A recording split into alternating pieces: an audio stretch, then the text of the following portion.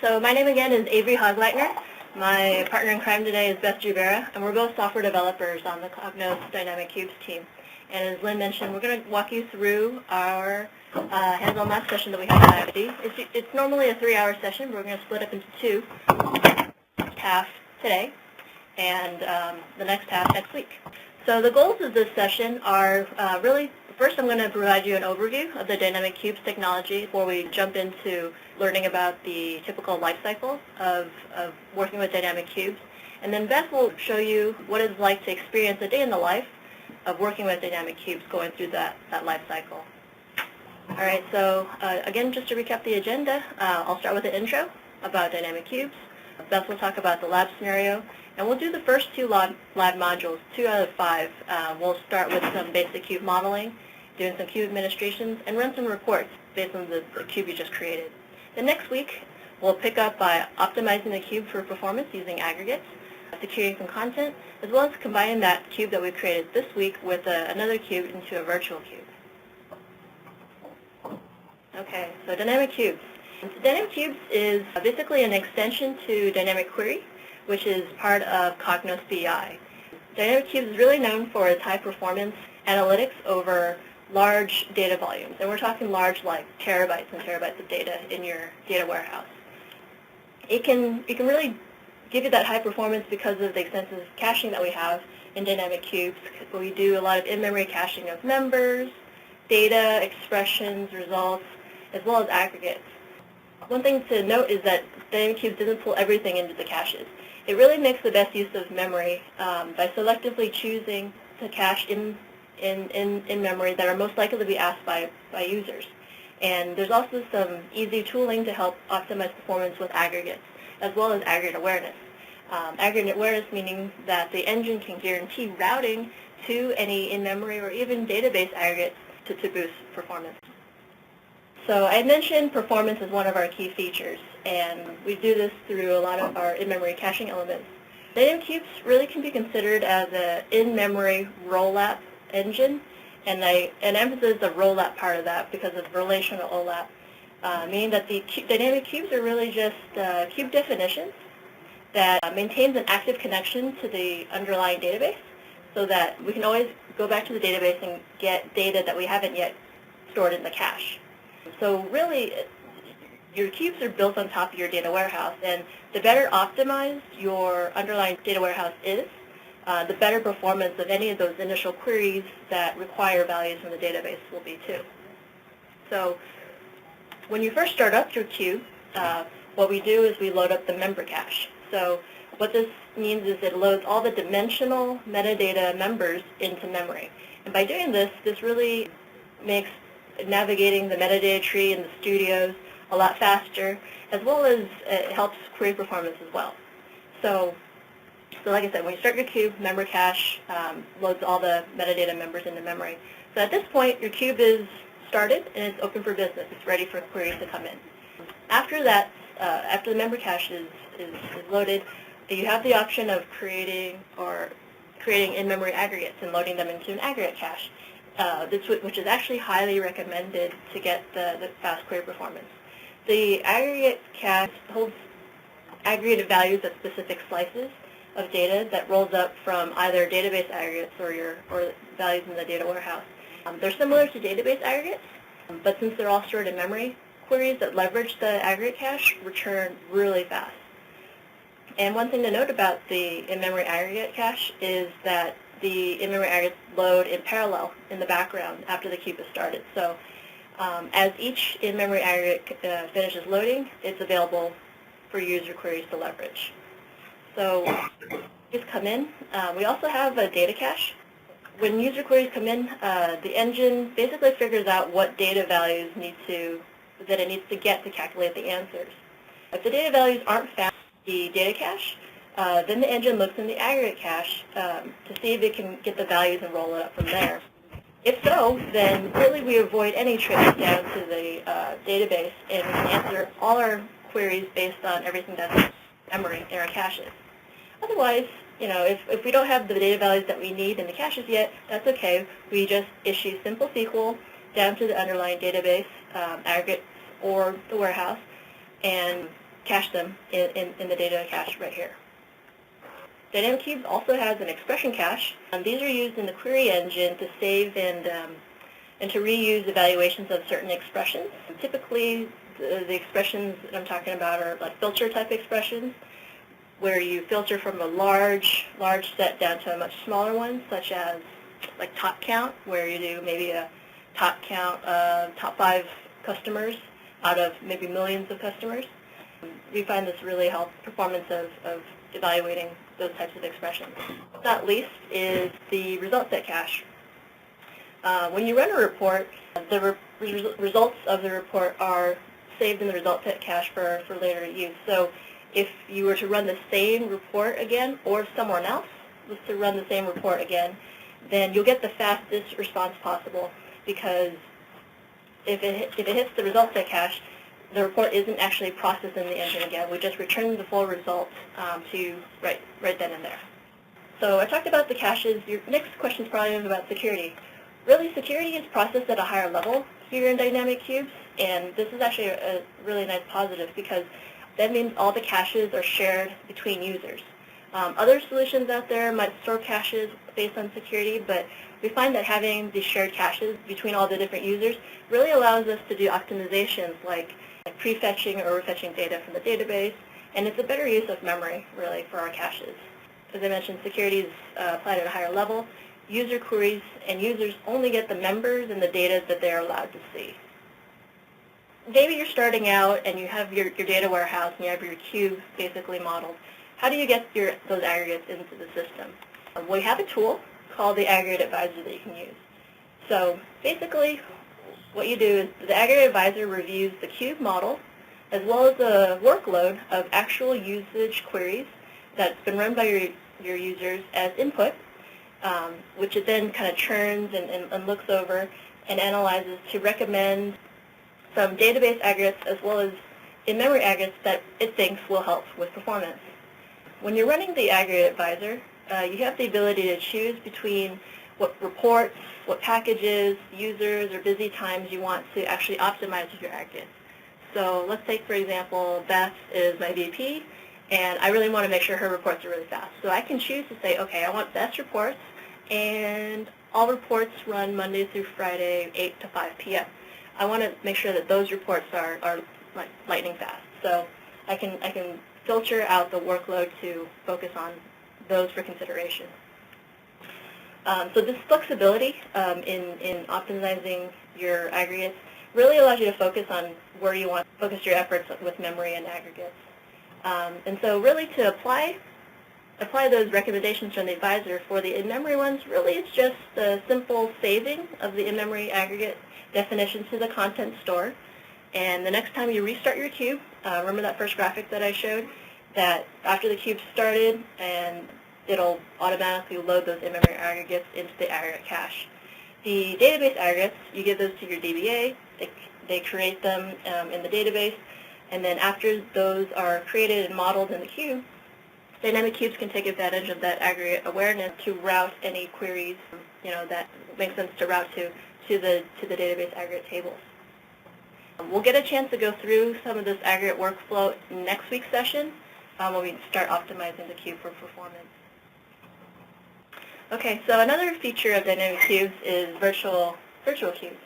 Virtual cubes are basically a union of, it's a logical cube that's a union of two subcubes. And what it does is it takes a union of the metadata as well as merges the values, the tuple values from the underlying cubes. You'll see here in this graphic, the cubes at the bottom, the two blue ones, store sales and web sales, are two, we'll call them base cubes. And we can bring them together into a virtual cube, shown in green, called sales, because they have nearly identical dimensions, and maybe we just want to merge them at a higher level. Virtual cubes can be merged with other virtual cubes or other base cubes into higher level, second order, or even more virtual cubes. So as you can see here, that sales virtual cube that I talked about can be merged with a inventory cube, and all you really need to merge two cubes into a virtual cube is at least one common dimension, and we find that time is usually a common dimension. So here at the top we have a giant inventory sales cube that brings together all this information. And so there are a couple of use cases for maybe we want to use virtual cubes. One is you want to merge data and you have multiple fact tables you want to bring together. Another one is to kind of achieve lower latency. And I'm going to talk about that lower latency scenario right now because this is the scenario we'll explore more in the lab next week. So basically the idea here is that you split your fact into two main parts. You have your historic data, that is the bulk of your data, doesn't really change very often. And then you have your recent data, which is much smaller portion, and so it's updated more frequently. This improves performance and reduces latency because since the historic cube is updated less frequently, let's say like monthly, you can keep the data cache, the in-memory aggregates, the database aggregates around for longer without having to refresh them. Now the recent cube, since it's much smaller and it'll give you a lot faster refresh times, and you can refresh them more frequently, like maybe nightly. And so any queries that come in at the top, virtual cube level, they'll be faster than just running it against the one large fact table because the historic data in the historic cube is already pre-cached and preloaded, and any queries that go to the recent sales cube, because it's much smaller, are a lot faster. So performance is improved across the board. Okay, so you must be wondering, how do I get started? What do I do?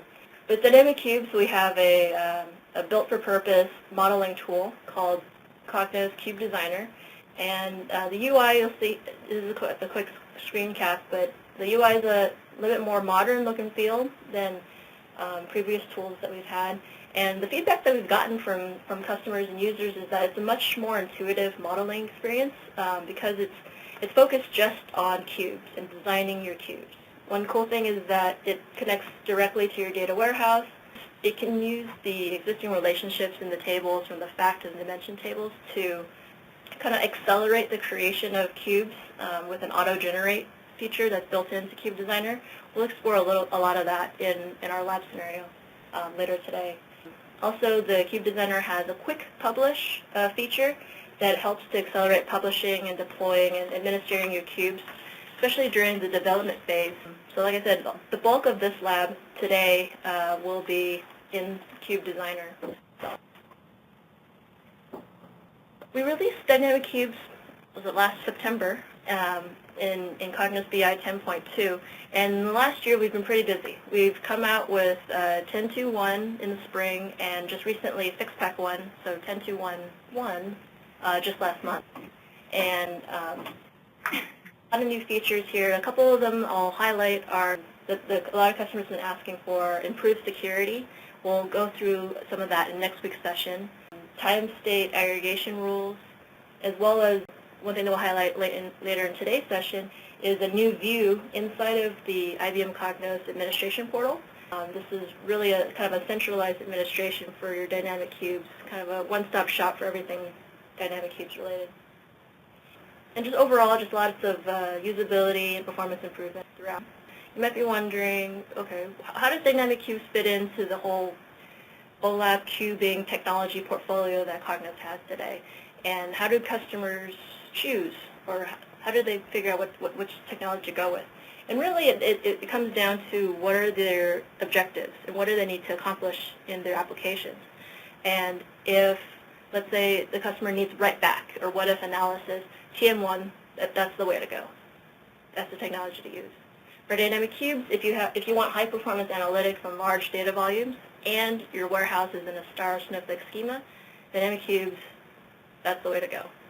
Power cubes, that's best for if you want, if you're worried about latency and data movement from your operational or transactional system, use that. DMR, so dimensionally modeled relational, that's good for if you have low or medium data volumes and you really want to get up and running real quickly. That's the way to go. So quickly talk about the life cycle because that's what our lab's about. It's about walking you through the cube life cycle. So you start out with your warehouse with your star snowflake schema ready. and fully optimized, right? Where I said the better optimize your warehouse, the better those queries to the database will be. Your first step is you're going to use Cognos Cube Designer. You're going to model your cube, and you're going to publish that definition to the content store. Once that's out there, you go into Cognos Administration portal, where you kind of deploy and manage your cube, start it up, kick off any maintenance of the cube, so that now the cube started in the cube server, which is running within the query service inside Cognos BI server. So the cube's up and running. You let your users run wild. They go into the studios.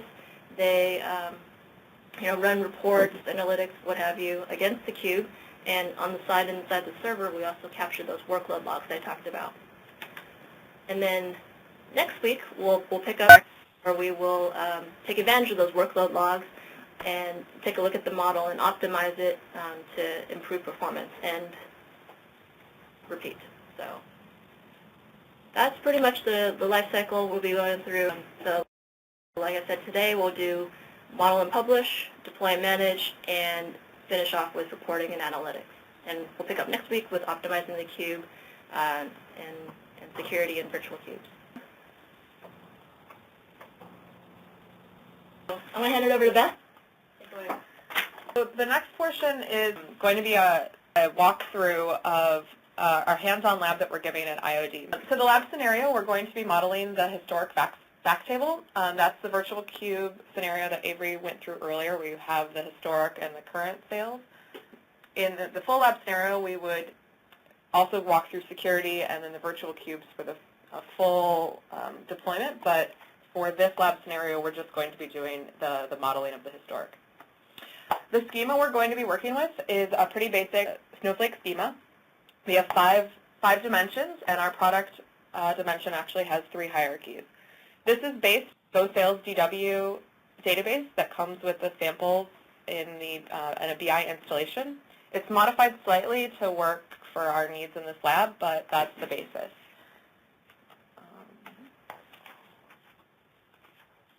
So again, in our lab, we're going to be creating the historic cube using the cube designer.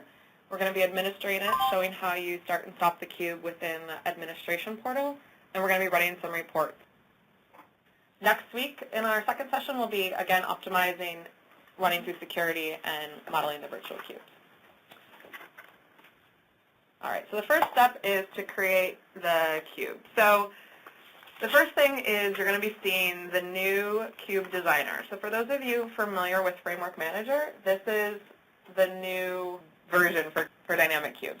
There's 3 views on the Cube Designer workspace. So when we open it up on our far left, you're going to see the Data Source Explorer, and that's your live database connection to your underlying data source.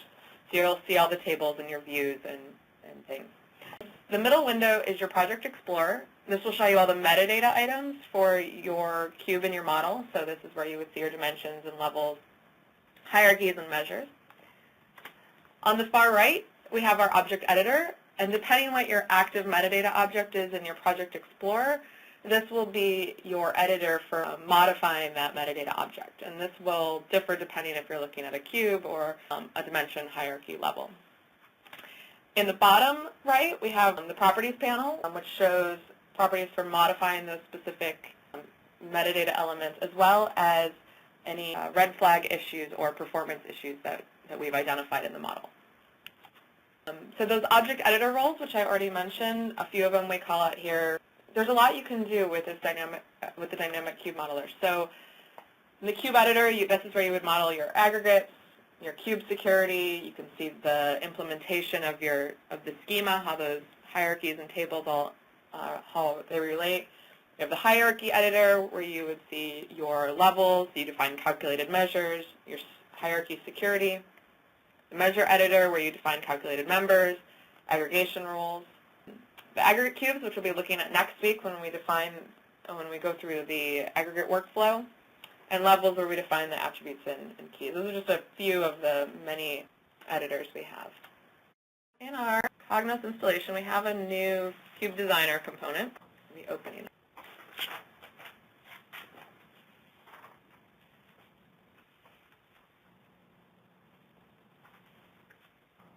Okay, so the first step when you start your modeling experience is you need to determine what your underlying data source is. So the first step is to get your metadata. What are we going to be connecting to? I guess the first step is actually logging it. So when I select a database schema, we'll be given a list of all the data sources that are defined in our environment. For this lab, we only have one DB2 data source defined. All right, so I'm going to just select a schema, and I'm going to select the DC6 sales schema, and this is the schema, as I mentioned, that's slightly modified from the sample GOSALESDW schema that comes with the Cognos installation. So over here in my Data Source Explorer window, I'll have the tables and views that are defined in the schema. Okay. So we're going to be building the cube based on the historic sales fact table. And if I expand this, I can see my keys and the columns that are defined. We have a few options for generating, helping you get your cube up and running with some auto-generation. So I'm going to select to auto-generate a cube with dimensions using data sampling. This is just kind of a jumping off point. Because this is our hands-on lab, we wanted to show as much as possible with the least amount of overhead. So the cube that's generated is pretty good. And in reality, it's probably better than, well, if we know our customers, they're not always going to have a super clean, beautiful star schema that has all the referential integrity defined, ideally, but that's not what we normally see. So this generated, when I ran through the generation, four dimensions: order, method, product, promotions, retailer, and time, and a number of measures by default that it just generated. You might see it's a little tiny, but if it was larger, you would see a little red badge next to historic sales that tells us there's some issues. And if I click down here on issues, we have a number of things that'll in this issues tab that tells you that you're not ready to publish your cube yet. And so we'll take care of these as we go through the modeling exercise. We have these four dimensions defined, but they're not quite right. So we're going to go through and look at, make sure they're okay. So one thing we have in our editor here is the ability to view the data, because this is, again, a live connection to our database. So I'm going to open up the product color table. I want to view the data in the product color table. Okay, so this is just a sample of the data in the product color table, but I can see that it looks like I have a pretty good key value and caption value for a product color level. So I'm going to double click on the product color. Oops, actually I'm going to play with my levels first. So under the product, so top level here I have my product dimension. And if I expand my product dimension, I see that I have this levels folder here and 3 product classification hierarchies. Now the levels that are defined under the product dimension can be shared across these different product hierarchies. Okay, so I'm going to open up the product color level, and here I have my level object editor. This is where I would define the attributes, including the member caption, the member description, and the level keys for the product color level. Every level needs a caption, so I'm going to select the product color as the caption, which wasn't already set. And the key, as I said, is going to be the product color key. And over here you can tell, if you do a little hover, you can tell what table and column the attribute is mapped to. Okay, so this one looks pretty good. I'm going to do the same for product size. Product size key is the key, and product size, I'm going to make the caption. Next we're going to do the product level. Okay. So here we have the product key, product name, and we'll make product description the description. Now product classification, it actually generated attributes corresponding to multiple conceptual levels. So we actually have in this product classification level the brand key, the type key, and the line key, as well as the corresponding names. So what we're going to do is we're actually going to split this product classification level into two other, we're going to break this up.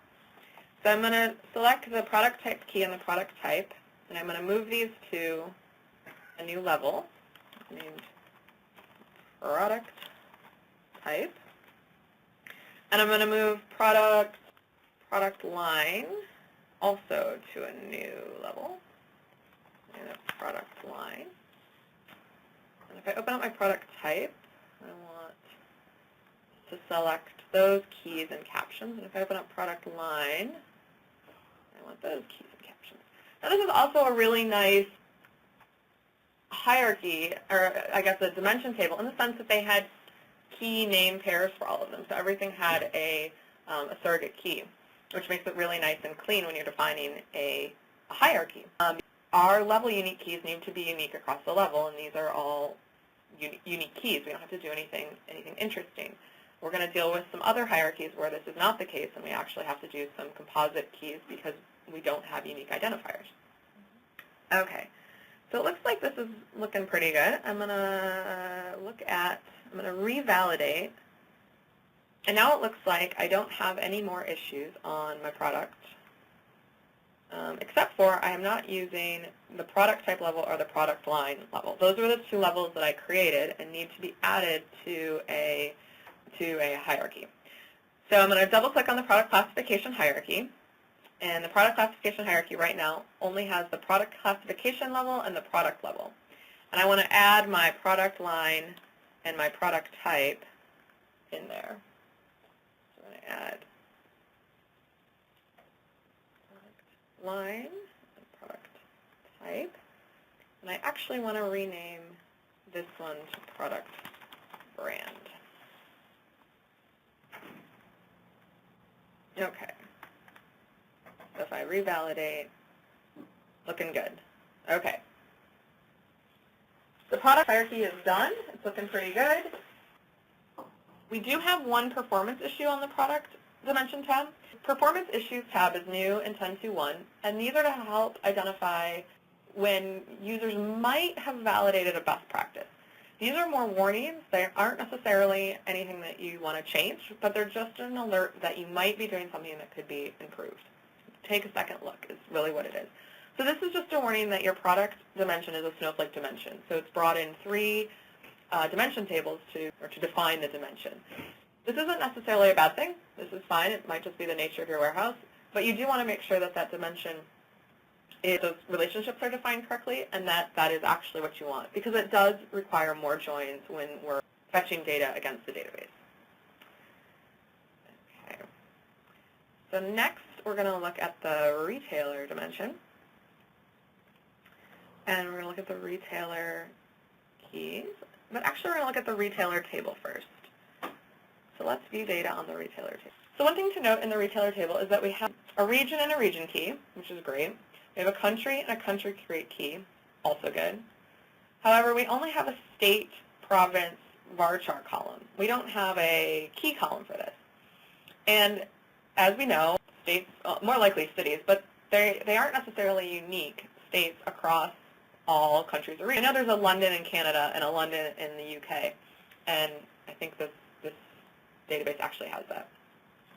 So if I look here, our region level that was auto-generated looks good. We have our key and our caption. And our country key and caption look good. However, our retailer name, just like what happened with our product classification, pulled in too many attributes for our level. So I'm going to create a new level here. I'm going to create a new level, and I'm going to name this state province. And I'm going to create a new level for city. Okay. So if I look at my state province level that I just created, I have an issue because, okay, state province, that attribute, that state province column, is definitely what I want as my caption. However, the unique key becomes an issue because it needs to be unique across the level, whatever I define as the key. And if I just select state province, I'm not guaranteed. It's quite likely that I could have a duplicate, a state in France and a state in the United States. It's possible. So what we'll do is we'll actually make a composite level key and pull in the country key to ensure that our state, it's now a two-part key with our state key and our country key. Okay. City, we have the same issue, where city was a varchar column. It's definitely good to be the caption, But what would we want as a composite key to make it unique? So we're going to pull in city and state and country key. Okay, and then when I look at and then I'm going to rename this. I don't want that name. I'm going to rename it to region. And I'm going to rename this to country. And I'm going to rename this to retail. Okay. So now I look at my region. I actually want this to be retailer. Okay. So now looking at my retailer hierarchy, I've created my state province. Oops, I forgot to look at my retailer level. Okay. So my retailer name, my retailer site key, my retailer type. So my key, as we saw, was unique. So I can make retailer site key my unique level key. And my retailer name can be the caption. And retailer type, this column, since it's not specified as a key value, description, or caption, this will actually be just a related attribute available to the report authors. Attributes will be pulled in when we load that member cache, the initial during cube startup. So these do have a memory impact, but they're not part of any SQL once the cube gets generated. And it's all processed in memory. Okay, so looking at our retailer, I need to add in my new state, province, and city. So there's a lot of drag and drop available with the new UI, which is pretty nice. Okay, so how's my retailer doing? Pretty good. Oh, I'm up to 5 performance issues though. So one thing to note is one of these is now the level, state, province, and the dimension retailer uses a composite key for its level unique key. Its composite keys can affect performance because now we require additional columns in our, and this is also additional group bys, when we are selecting data values from the database. So it becomes a little more complicated. Now, this might be the trade-off for not having to redesign your tables to create surrogate keys on your columns. Another performance issue here is that the city and state province attributes, those keys are not integers. These are varchar columns. And for those of us in database background, the key columns are going to get hit a lot. They're included in every data query. And so you want those to be very fast lookups, and varchars are definitely not as fast when you're searching on them as integer or other numeric columns. Next is the time dimension, which is, if we take a look at the time table, we got another really nice, whoever modeled this dimension table was very nice and gave us all composite keys for our tables. So we don't have to worry about making composite keys to give us unique months. We actually have a unique month key. Same with quarters, we have that unique quarter key. So if I look at the levels that we have defined, let's see what's going on with our year. Year, unique key, caption. Quarter, oops, actually, however, our auto-generate is not perfect. So I'm going to drag the quarter key from the day key, where it got placed incorrectly, into the quarter key. And I'm going to make quarter the quarter and caption the caption. And same with month number. Month number got dragged in. And month key. Oops. Wrong one.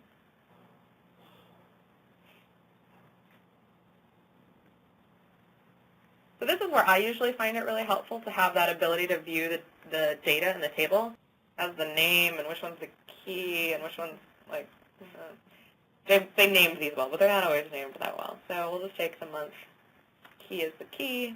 The number is just that numeric value. Is there a way to see some of the items? Oh yes, sorry. So if I go to my Data Source Explorer and click on the table I'm interested in and say View Data, it'll do a sampling of the data in the table. So if these were named not as fun, so if it was like month ID, month num, month, sometimes it's hard to tell which one's going to be the unique one and which one's the name. They're not always named well. So here I could tell, oh, month number is actually the numeric value, while the key is that unique identifier. And then I could go in and say, oh, okay, I know which way I wanted it. Now month number, again, since it's not a caption, a description, or a key, will just be available as a numeric attribute, a value for the report author to use as they wish. Day key, day of month, week day.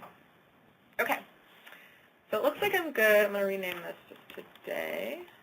I'm going to rename my hierarchy to time. Okay, so if I look at my time, this looks good. If I validate, it looks good. So one thing we have that we haven't looked at yet is we have the ability to do a sampling and kind of do a quick validation that our member tree, our metadata tree, is what we expect it to be. So under the time hierarchy, we have this members folder. And if I expand the members folder, this will actually generate a database connection and using the model that we've defined so far, mock up what the metadata members will be. So if I expand the all level, here are my years that I have in the table. So that's my year column. And if I expand here, I get my quarters. This looks good. If I expand here, I get my months. But that doesn't look good. So this isn't what I want, right? I want my months to be in the correct order. So that means I can go back into my month, and we have a sort by here. And I actually want to sort, I either want to sort by the month number or the month key. I don't want it to be sorted alphabetically by caption, which is what it is by default. So I'm going to sort by the, I'm actually going to sort by the month key. Okay, so now if I go back in and I say refresh, I'll regenerate. So when I rerun it, okay, that looks better, right? Okay. And okay, so now I expand here and I've got my days. But I don't really want, looking at this, I'm thinking about how my reports are going to look. I've decided I really don't want my captions for my days to just be the day. That's not super useful, like if I have a bunch of ones on my report. So I'm going to go back into my day of the month level, my day, and I'm going to create a calculated attribute. So I'm going to create a new attribute, and I want this new attribute to be called day caption. So this is what I actually want to use for my day caption. And so if I double click on this, day caption, I can go into my property panel down here, which we actually haven't used yet, but a lot of the renaming and things I've been doing, I could have done on the property panel just as easily. So there's things like names, and there's other properties that I could be setting here that we aren't getting into with this lab. So here's my day caption. I'm going to come in here and I'm going to define the expression for my day caption. And what I want my caption to be is month, space, day of the month. So it'll be like January 1 instead of just 1. So what I can do is I can drag in my existing attributes. So I'll go into my levels, and I want it to be, what did I say, month, concatenated with a space, and then the day of the month. Okay. So I can validate this expression. The expression looks good. I'll also have the ability to edit the specification and actually see what I'm looking at. I could copy-paste something in if I had an expression from, if it was very tedious or something. So now, if I come back to my time hierarchy, this is all saved. So, or not saved, but I okayed it. And I refresh my member tree.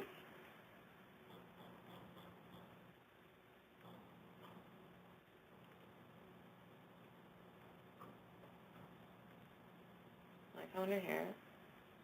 Oops, that was my bad. I forgot to change my caption to actually use the day caption. My bad. We'll refresh again.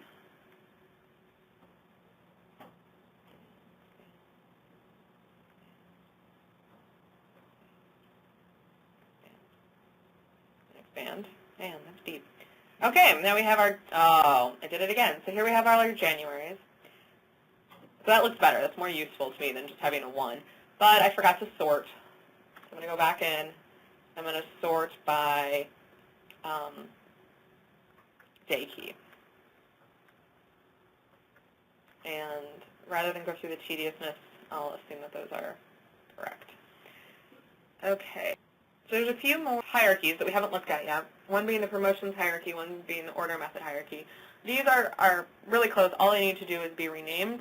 The naming convention doesn't match what we have in our reports that we're going to run, so I'm just going to hold off on that for right now because you don't need to watch me rename. But one of our features that we do have is the relative time hierarchy, or relative time feature.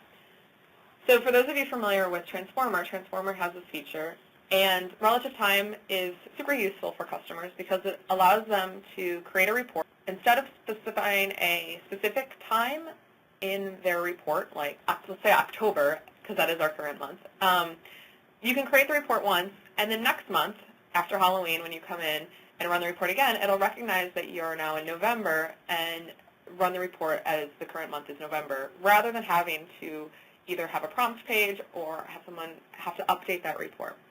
Relative time is fairly useful. So how you create relative time is in your time dimension. The first thing you need to do is specify that your dimension that you're interested in putting relative time on is actually a time dimension. By default, it will just be a regular, normal dimension, not a non-time dimension. So we'll go down to the property panel, which we haven't used much yet, and in here on our time dimension, we have dimension type, and we will select time. The next thing you need to do is specify the level type for your different levels within your time dimension. This is for multilingual support, and so that we know what to name things, which sounds funny, but it's actually pretty useful.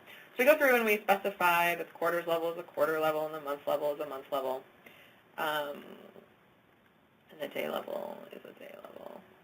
Okay. All set. And then we can come into our time hierarchy, and we can say add relative time members to be true. So when you define relative time on a hierarchy, you get not only the ability to say current year, current month, current quarter, whatever you've defined, whatever levels you've defined in your hierarchy, but we also give you a few calculated numbers that are common for these scenarios. We'll see those in just a second. So the next thing to do is how do you determine what your relative, how do you know that it's November next month? What tells you that? How do I know it's October? And how does that correlate to a member in my metadata tree? So we're going to go down to the day dimension, and we're going to say current period. And you need to specify an expression that maps to your level. So you could specify, this would not be useful, but if you wanted to say 2010 as my, or whatever the day key would be, 2010, 10, 17, you could specify it as the day key, and we would know when we started up that all the ancestors of whatever that lowest level day key is would be the current quarter, current month, current year. That would not be very useful because tomorrow, that's no longer your current day. You have the option of specifying this. You could connect this to a database column. There's the ability to do that. You can also specify this as an expression using the local timestamp and the extract function that are built into Cognos. So we're going to use the expression method, which will run the system timestamp when the cube starts up. And so you'll need to restart your cube in order to reevaluate and know that it's November. So if you don't restart your cube and you're in November, it's still going to think it's October. So you need to refresh that. So our expression is a little, you have to know your V. This is a V5 expression, and you need to know your V5 expressions in order for this to work. We do have access over here to the, this looks like Report Studio when you're creating like a data member or something and you want access to the expressions. We could be dragging in the functions from here, and it has all the tips available, but so what I need to do is so if you recall the time, let's look at our view data for time. So our day level, which is the lowest level, is day key. And day key has this format. It's a numeric value, 2010, 1018. So it's really concatenating year, month, and day. And so I'm going to create a numeric expression. So I want the year times 10,000 plus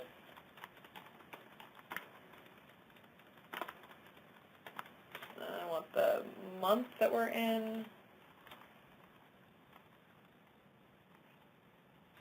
times 100, and I want the day that we're in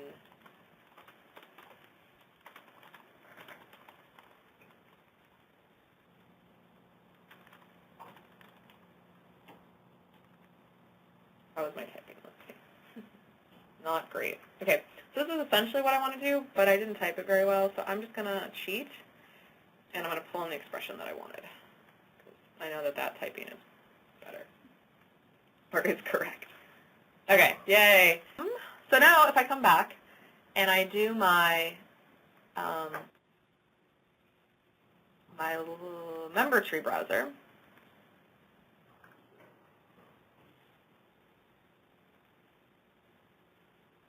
oh look, we have some new values. It worked.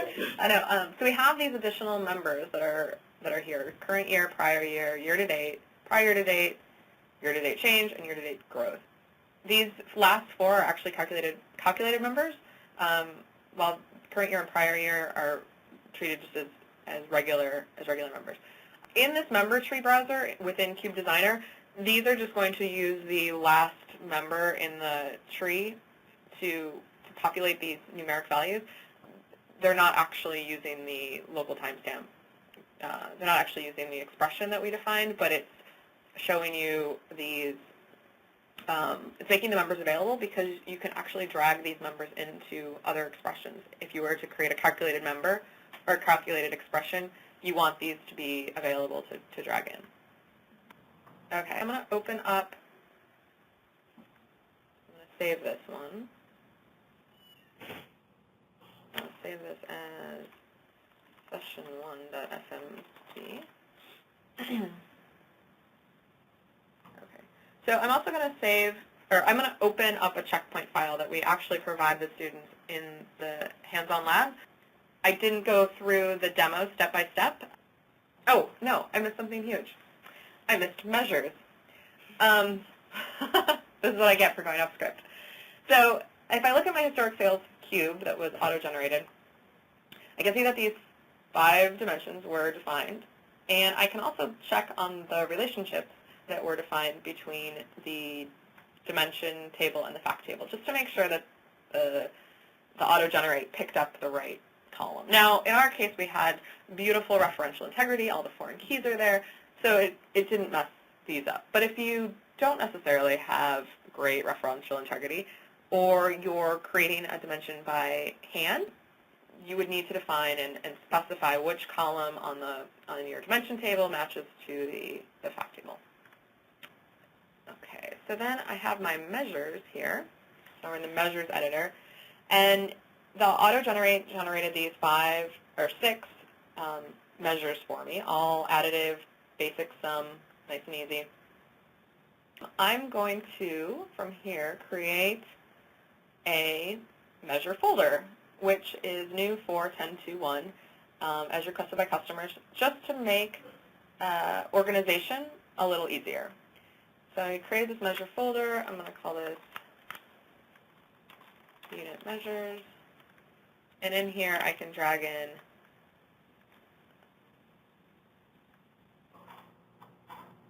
my unit-based isometry.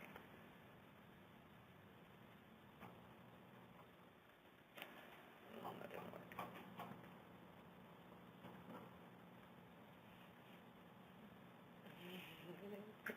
There we go. So just a new feature for 10.2.1 again is this unit measures. And now in Report Studio, when authors are in the studios, when authors are working with the measures, it's just easier to find things for them. Again, this was basic modeling. So there's a lot of features we didn't cover. Some of them we'll cover next week, like security and virtual cubes and aggregate cubes. Things like recursive hierarchies. What else? I mean, there's lots of stuff that we didn't cover. But this is pretty much a basic cube modeling scenario. So the next step, okay, now we have this model. The model is just a flat file in our system at this point. What's next? So the next thing to do is we need to publish the cube, which we do from Cube Designer. There's a couple steps, or a couple things that happen when you publish the cube. The publishing panel has a few options. When you publish a dynamic cube, it'll now show up in your administration panel under the data sources, just like any other database data source you've defined. However, you can't do anything. You can't run a report if you just have a dynamic cube data source defined. You need to also do some additional steps given the nature of our dynamic cubes and that they need to be started and stopped and managed slightly differently than other Cognos data sources. So when you publish a cube, you have the option of taking care of some of those steps that we'll go through. New for 10.2, we have a new administration. The administration is a little more centralized. Actions that you can do on a dynamic cube, starting, stopping, managing the caches, is available in these. It's a little easier to get to with this new configuration. Also in the administration panel, we have a number of metrics on our dynamic cube. This includes cache statistics, hit miss rates, request, load times, response times, all sorts of interesting data to help users determine what's going on with their cubes. We also have cube properties that you access through this panel, such as results at cache sizes, workload logging for the aggregate caches, and some other tunable properties. This is Lynn. Yep. Are these administration features available through Cognos Administration, or is there another administration tool for dynamic cubes? No, these are available through Cognos Administration panel, and we'll be going through those momentarily. Thank you. And with that, so back to our VM. Okay, so I said I was going to cheat, and I am going to cheat. I'm going to open up the checkpoint file that we created for IOD. These are just, it's essentially what I did. It just took care of all that renaming for me to make sure all the reports will work, but pretty much the same. I get so excited. I'm going to publish a cube. Okay, so all I did there was I right-clicked on Historic Sales and I selected Publish Cube. And here's the Publish Cube panel. So I have the option of generating a package for the cube and selecting where I want that package to go. I can add the dynamic cube to the default dispatcher, which is needed in order to have the cube up and running. So you always need an up and running cube in order to run a report against your package. There's a whole conversation we could have about dynamic cubes and dispatchers, but you can have, if you want a cube running on if you have a distributed system with multiple dispatchers, you actually need to add the dynamic cube to every dispatcher that you want the dynamic cube running on. And it needs to be started on each dispatcher, and on each dispatcher it'll have memory issues, and it'll do the SQL calls to load the metadata cache. It's actually just a copy. It's its own dynamic cube instance, slice of memory on each dispatcher. So here we can add it to the default dispatcher. We can also start the cube if we wanted to. Okay, so I'm going to add the cube to the default dispatcher. I'm not going to start it.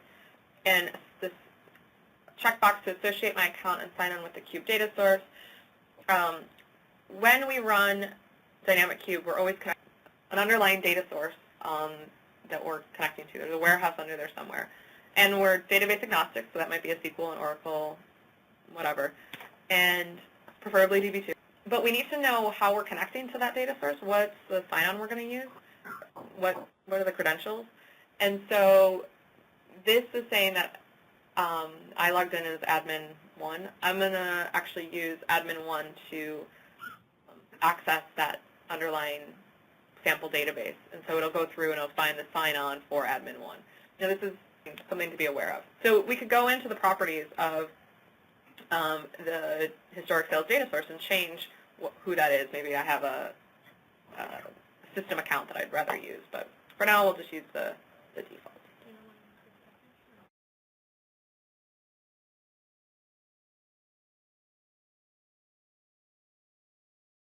Okay.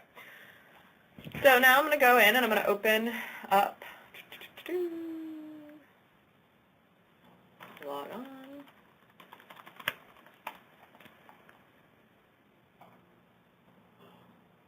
Go under my Cognos Administration panel, portal.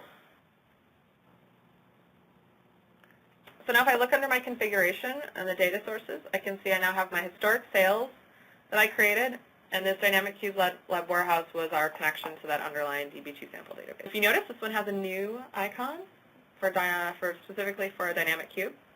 Very fancy.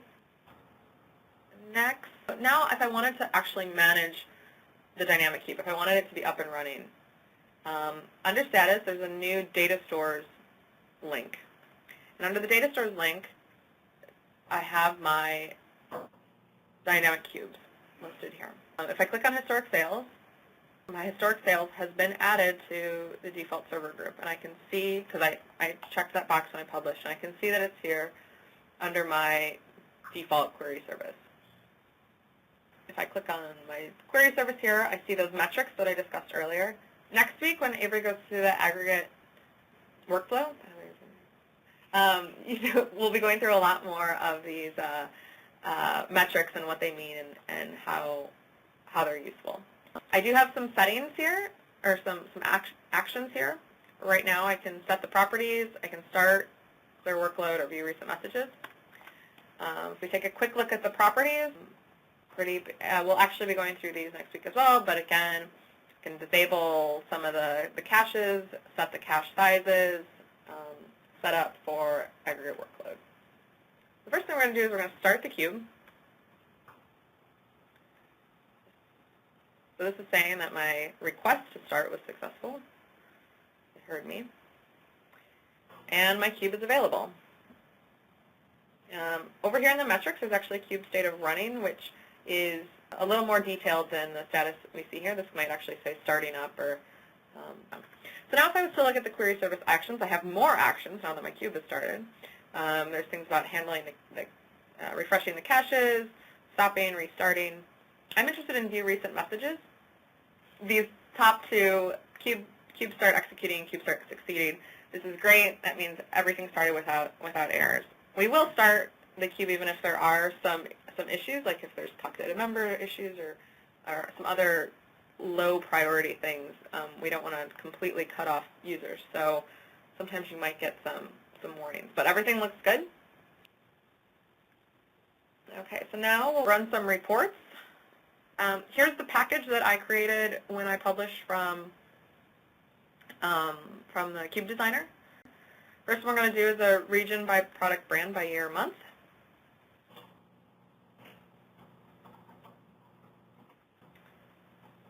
Wow, wasn't that super fast? I think we've all seen reports before, but we'll go back.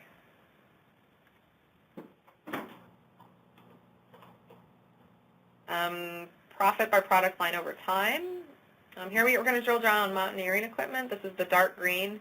And we can see that there actually isn't a dark green slice in 2011. Maybe we're missing something.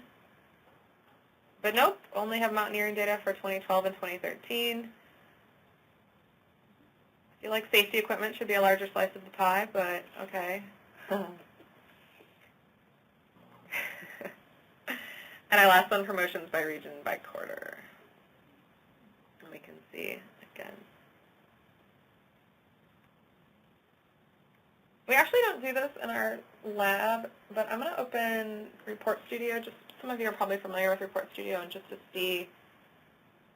Uh-oh, I'm going off script now. Uh-oh, it's all going to fall apart. Oh, geez.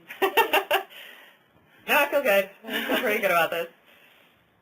But one thing that's important to show here, reiterate, is that Dynamic Cubes is really an extension of Dynamic Query, which is part of Cognos BI. So it's built in to the whole infrastructure that users are already familiar with. So you can use your studios to run reports. You can use Cognos Admin to administer things.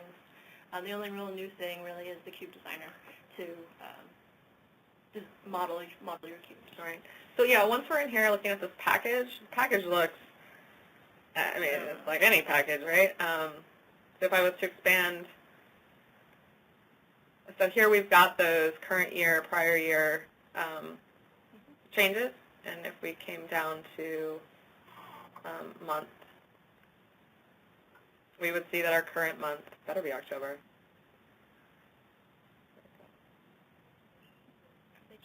Oh, sorry, you're right. Right here. So we've got our current quarter, Q4, and our current month is October, prior month, September. Yeah, looks pretty good. And then if we look at our historic sales, we've got our unit measures folder. That's about it. Just a quick sneak peek for next week. If I came back in to my data stores, here we're looking at in the data stores view, but I could also look at my server group and see what I have. And so here I'm actually if I had more cubes defined, I would see them all under the query service. And here if I look at my metrics, I can see the percentage time spent retrieving data. Now that we actually ran some reports, we actually have some metrics in here. Size of the cache being used,